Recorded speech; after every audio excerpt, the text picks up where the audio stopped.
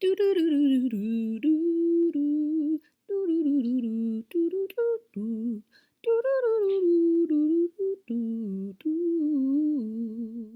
welcome back to the What Are You Into Lately segment where I chat with folks about what they are into. Today, I'm chatting with founder and executive director of the Soul Food Project, Danielle Guerin. Danielle started the Soul Food Project in 2017 and operates on the northeast side of Indianapolis. The Soul Food Project is a nonprofit with the mission to create a thoughtful and productive community of youth and adults from various backgrounds who work together to build a sustainable food system. And the Soul Food Project runs some awesome programs throughout the year in addition to growing food. And as you heard, is passionate about diversity and sustainable agriculture. So I'm absolutely thrilled to chat with you this morning, Danielle.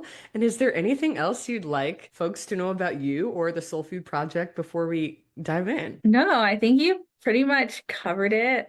Yeah, but I was born and raised in places we're farming in, so the areas are really like near and dear to my heart. But yeah, I think you pretty much covered everything that we do, most of what we do. Yeah. Yeah, I'm like, ah, we'll get into it. There is a lot. There is a lot. So super fun. Before we kind of get into things, this is such a small world because I was chatting with one of my best friends, Bailey, who was a recurring guest on the show for solstices and equinoxes. And she was like, I know Danielle. I did an AmeriCorps program with her at Growing Places Indy like a decade Mhm. ago. So small world. So that was Yeah. really fun. Really fun connection there. Okay, so let's get right into it. I was, reading up, trying to do my due diligence on some background with you guys, and noticed that the whole point of starting the Soul Food Project was to increase access to food in your own neighborhood, like you just mentioned.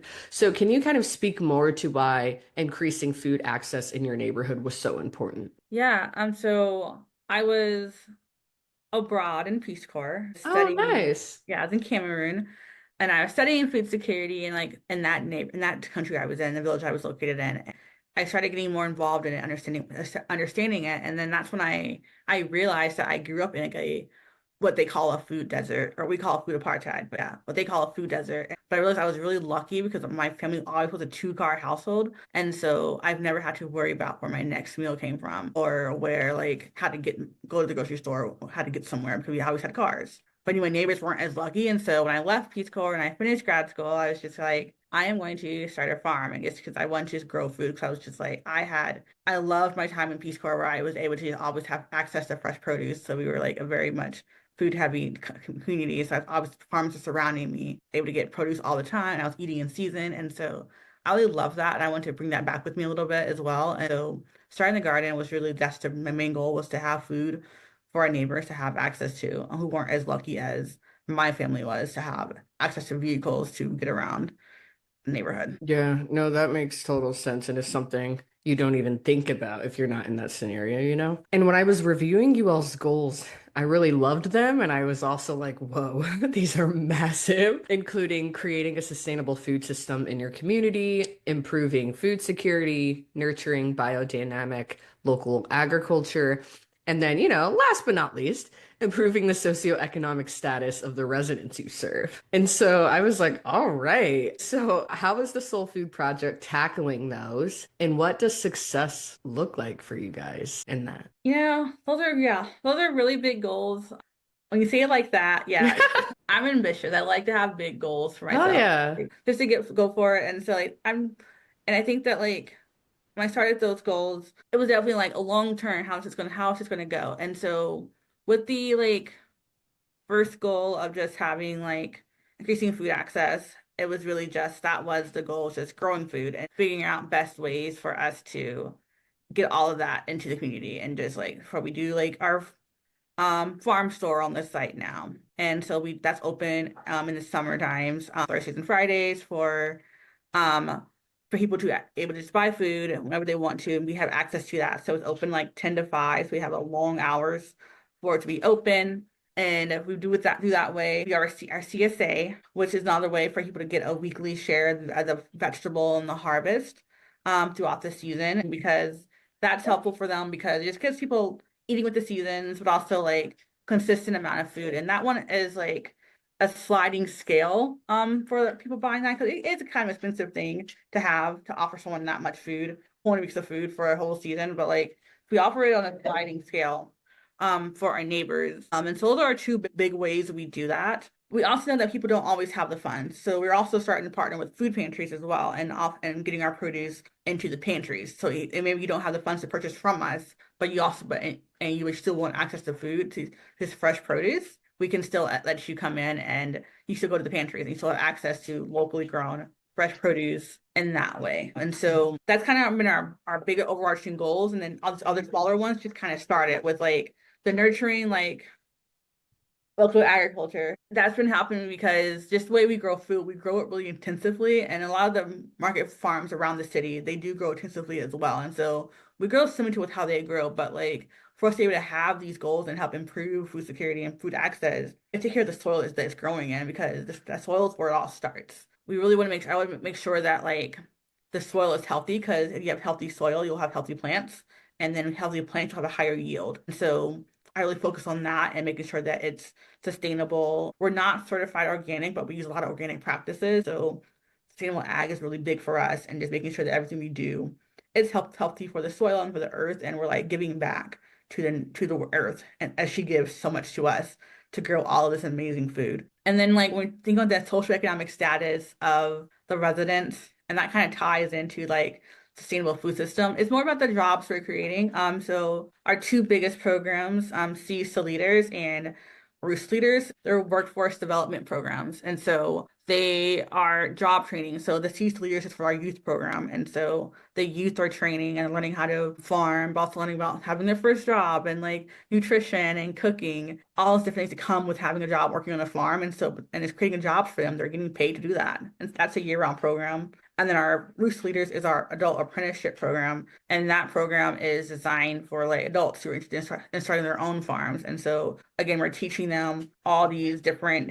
activities and ways they can run their own farm, whether it's a homestead or their actual production farm. And so all of those things kind of go into improving the status of the residents we serve because we're trying to obviously create jobs. We're trying to hire from within the neighborhood. As my staff grows and our staff team grows, I try to hire from neighborhood as well. I look first to the neighborhood, see who needs like for jobs as well in that nature. So that's kind of how we've been working towards it in that way. And it's been so far, it's been really successful. I'm not sure what success looks like for me right now. I keep changing the goalposts on myself a little bit. Like I like to like get to one point. I'm like, oh, we're doing really well in that.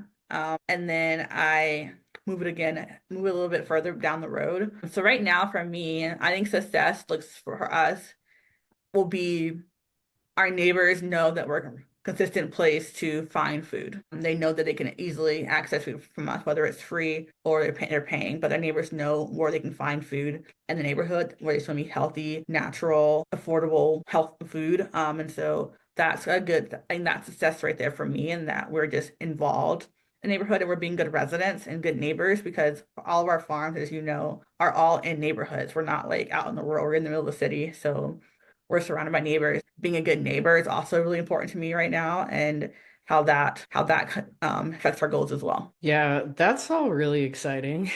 Um, yeah, a couple comments on that. So, a lot of my jobs have been working with food pantries or just food distributors at food banks, and you don't always get really healthy, fresh produce in those lines, you know? And so I love that that's something you've started to do recently is working with those food pantries. I'm sure it's not a simple project just because of the expiration. I can't imagine the detail on the back end of that, but that is a really exciting thing that you guys are starting to do. Yeah. No, yeah, it's definitely takes a lot of coordination and like and we plan it out. So we know like we give produce on a day before pantry day opens. That way they make Mm. the freshest produce as well. And we have certain crops that we will grow for them. We know they'll store a long time term. Like a lot of our storage crops like squashes, things like that, we know that will hold long in the fridge are kind of what we prioritize giving them just so they have like things that will store for a long time. Yeah, okay. Love that. Super strategic. And then I also love that you talked about the health of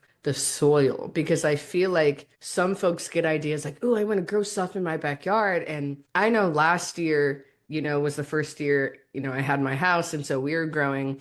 And then the first thing I had to do was get samples of my soil and then take it to our local university so they could test whether it was even, whether it was non-toxic enough for me to even grow food in it. And I feel like even little things like that, people don't even think about. They're like, oh, great, I have seeds. Like, let's get going. And it's like, Yeah. no, there's some steps before that you got to be aware of for this to really work. Yeah, especially in the city. If you're like growing in the native soil, I would say definitely test the soil. But also just that's also part of just knowing your land, knowing your history of your land, and like knowing the story of where your area is. And so I know like our spaces in Martindale, Brightwood, they have the history of that neighborhood, the history of all that land. And so I know like what used to be there, things of that nature. So that's why we tested those soils. In Irvington, also we knew the history of that property. It was a farm before us. And Mm. it was like a flower greenhouse nursery. So we knew that like that soil was pretty safe. We didn't really have to test it. But like just knowing the history of that property and knowing what it was in previous years also important. Just and it's also understanding your neighborhood as well, and being a good neighbor, just knowing what was the history, knowing the people. Yeah. Yeah, and what's hilarious is like with my house, it's like the front, we can't grow anything in. It's super close to like a really main street. And but the back was tested and the results were completely different. So even on Mhm. the same plot, there were different results depending on where the soil was. So yeah, stuff like that's super, super interesting. And as I was listening to your answer, reviewing your website, something that kept showing up was how much dignity and respect you really give to the people you serve and how much you prioritize them, as people wanting not to just have an exchange of like you give them something and they take it, but you want to teach them, interact with them. And it's really like a true community. A lot of people say that, but what I read of yours was that was really well demonstrated. And Mhm. so maybe speak to why that dignity aspect is so important to you. Well, we're in Black communities. I think that's probably the core of it. Like we're in Black communities, and so I know the history of when it comes to people of color and the food system in the United States. And so having that dignity for them is always really important to me. And having that community be something we do with them, not Yeah. to them, is really important just because of the history, understanding, like, talk about slavery and the sharecropping, all of those things that happened, and that we built the food system for this country that it stands on right now, where the roots of it are built in the backs of Black people. And so I think having that importance of it is showing them dignity and having this be a community focused effort is really important just to help with that because I still get comments sometimes like I've had comments where like, oh, you escaped the fields, why are we going back? Like we get those comments all the time. And so Really? yes, we've had talks with youth about like making slave jokes at the farm and stuff. And so like the part of the educating part comes with that is saying that we're not slaves here. This is a choice we're making. This is something we're taking back the control and Yeah. giving the power of this food system that was not designed to serve us. It wasn't designed for us, but it's a thing. We have to work with it right now until we can make our own food system that works for us. So while we're working within this food system, how do we prioritize ourselves and give back our power when it comes to it? And so that's why I try to prioritize and teach a lot because of that reasoning. No, I'm obsessed with that, obviously. And I think when I was trying to so I discovered the Soul Food Project last year when I moved back to Indiana. My husband and I moved out to Los Angeles for 5 years, and we just moved back last year, but we're born and raised here. We met at Ball State. And so when I was out there, people just don't even understand the luxury of being able to get, literally like freshly grown avocados from a local farm at your house every week, which is amazing. And so Mhm. I moved back here and I was like, dang, I want to get more fruits and vegetables, at my house. How can I do that? And so but I wanted it to be Black owned. That's really important to me because as I come back, home in Indiana, I feel like the racial diversity is, Mhm. on low. And so I'm like, okay, how can I support not just the fresh fruits and vegetables with someone who also looks like me doing this work? And it's incredible. I could be uninformed, but I don't see a ton of other like Black urban farmers, at least in this area, doing what you do. But if there are, that's something I want to learn more about. Because I'm sure there are folks doing it, but I haven't, heard as much about that. So can you speak to that at all? Yeah, there actually are a lot of Black urban farmers here in the city. Yeah, there's several. I think a lot of us have been disenfranchised by like the farmers market scene a little bit. So that they're not as in the farmers market area scene. So they're usually doing a lot of farm stands at their farms instead of like actually going out. So like if you don't know where their farm is, like you Mm, know they exist. But a lot of them do have websites. So the Elephant Gardens, Mother Loves Garden, from the Ground Up Foods. Those are three I know that are really big right now that like that do like farm stands like, at their farms. They're all really close to like our farms as well. So like I drive past two of those farms like almost every day. okay. Yeah. But yeah, there are a lot of black farmers here in the city that do what we do similar, but like I think we're the only black CSA, I would say, in the city. Mm. But we're also one of the only CSAs in the city also too. There aren't that many CSAs left in Indianapolis. Yeah, which is wild. And just for folks again, I know you spoke to it a bit, but the CSA being community supported agriculture. So what you grow on your farm, you then give out to folks in shares, which I know you mentioned at the top, but a lot of folks have Mhm. never, especially in the Midwest, a lot of people don't even know that exists. Yeah. And that's another reason I wanted Danielle on because we're trying to plug it so you guys can sign up this spring to get your fresh fruits and vegetables at your house like I do. But so that's really interesting. Explain a little bit more about is it difficult to go to the farmers markets? I know you guys were there last season, but you're not this season. So what's that process like? Is Yeah. there a big red tape to that? There's not big red tape. We actually just switched markets. We're going to Bedford this year. Okay. They're from me. Oh, sorry. No, it's not good. Yeah. So yeah, we're going to Bedford this year, but it's not hard to get into the markets. But it is, I would say, like a little bit hard. I would say like how I perceive it, and like some of my like I would say like my white counterparts don't perceive it this way, but the competition is where it's I think kind of scares us a little bit, and like because I think a lot of the people BIPOC farmers start their farms because of the community aspect, and they wanted to start the community. They're not starting for profit, and so their goal is to serve the community. And if their members aren't going to the market, they don't see a community, a reason to go Got to it. the market. And also competing with other like for-profit farms is also like one of those things as well. That we're still competing with some of these farms that are for profit and like trying to have same quality produce, things like that. That's can be a little unnerving, I think, entering the market scene a little bit. And it's always been my fear, I would say, when we go to market. I'm always just like, oh, do we have a big enough farm stand to actually be competitive and get people to actually come shop from us compared to our other people who are at markets and stuff. And so I think that's part of the reason why a lot of the black farmers don't go to markets. And there's always talks about like starting an all black farmers market or starting all this and trying these different things. And I think that while they don't ever get to really fully get started, it's because they have to compete against all these other really large established markets. And so then it's a struggle for them. And I think that's the reality of it. And I don't know. Like it's an interesting dynamic, I would say, with like the black farmers and markets. Yeah. I mean, not surprising to hear, but what I do love and I still respect is, what you just did. Like you're running your own urban farm at CSA and still felt it fine to mention by name the other black farms in your local area. Like I think that speaks to your heart being that community aspect versus that competition piece. And that's why certain people, like me and hopefully others listening to this will want to support yours, even if they maybe don't live close or, whatever, because of the heart behind it and the spirit Mhm. behind it. So I really love that. And I know you spoke to the programs you operate a bit before, like the Seeds to Leaders program and then the Roots to Leaders apprenticeship. Can you speak to the Garden Grow Share? And forgive me if I miss that. No, that's right. That's our newest program.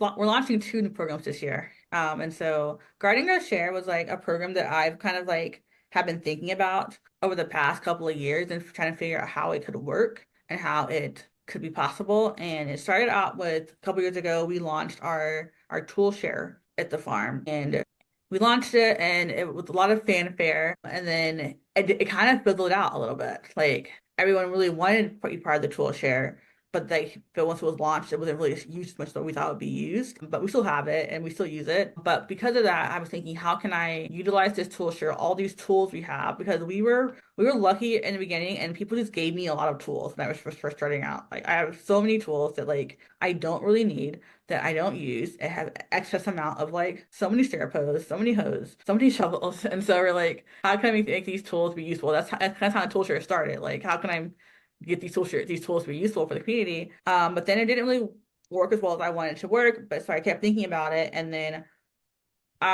we do a plant sale every year, and we sell plant kits. And also people always ask me for advice for their garden and things of that nature. And I when workshops and things like that, and ask me to teach them. And they'll stop me like, I have a question about my garden. I want to talk about this. I'm gonna be like, okay, great. I'm having dinner right now. But like Yeah. mainly family members will do that to me. And so I was just like, how can I combine all these things? The tool share, our plant kits, and people wanting education. And so that's how Garden Grow Share kind of grew. And it's like a mimic off of there's a program in Detroit that does a similar program, has a similar program as us. So we kind of like mimic that and like this copy that a lot. But it's their program they do, and it's just a way for like it's time as a family or an organization, and you get a set amount of plants in the spring, fall, and summer, and also get access to our tool share in monthly workshops. And then also like we're building out a hidden page on our website for the members to have access to like ask questions and Mm. just get resources uploaded for them as well. So it's kind of like a little club for gardening that we host, and it really helps people just have home gardens and like reduce that barrier because to having a garden in your backyard because some people want to do it, but then they have questions and stuff. Questions. Yeah. That's how it Love started. that. Yeah. So it's launching actually next week. No, April 12th. It launches April 12th. Okay, and I saw that on Hopefully. your website, so Yeah. I will likely be looking into that. Need to talk to my husband. And then also, I love volunteering.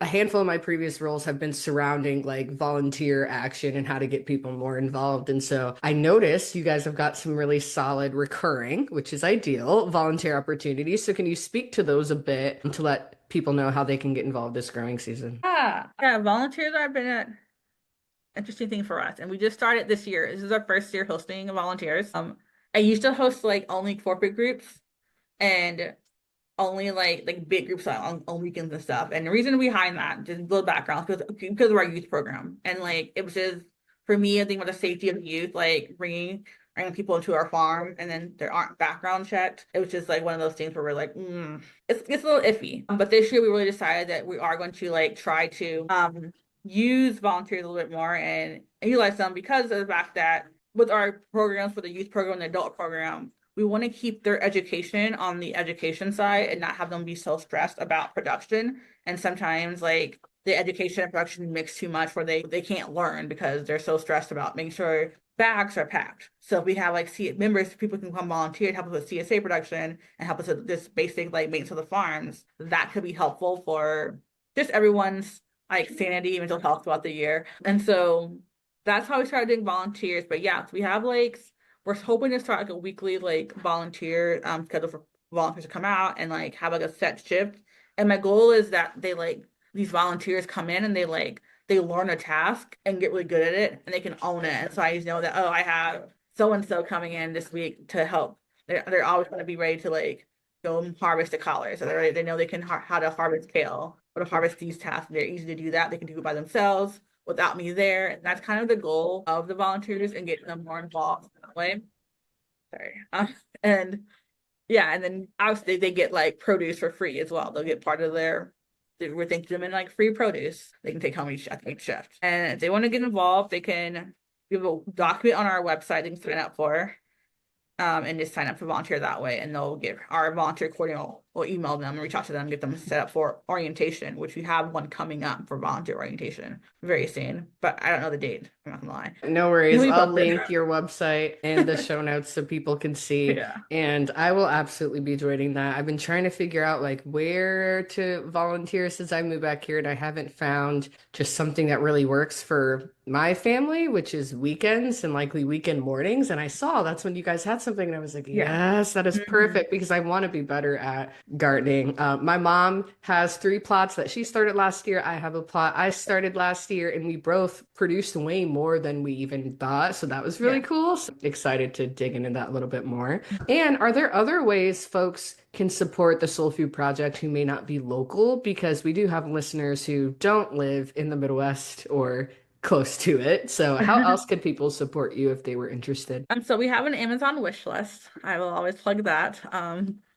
That has a lot of random things on there, like books for our youth and like snacks and it's random supplies. And obviously donations are always appreciated in that way as well, because we do obviously our nonprofit, so we rely a lot on donations, and we have been affected by the federal funding freeze. So we are, yeah, so we're definitely right now, donations are really important for us right now. Oh, jeez.